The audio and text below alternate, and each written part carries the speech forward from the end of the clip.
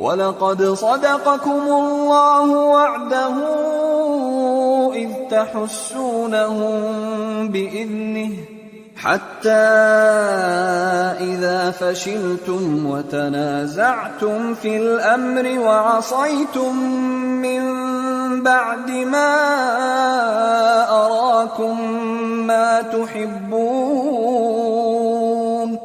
مِنكُم مَّن يُرِيدُ الدُّنْيَا وَمِنكُم مَّن يُرِيدُ الْآخِرَةَ ثُمَّ صَرَفَكُمْ عَنْهُمْ لِيَبْتَلِيَكُمْ وَلَقَدْ عَفَا عَنكُمْ وَاللَّهُ ذُو فَضْلٍ عَلَى الْمُؤْمِنِينَ۔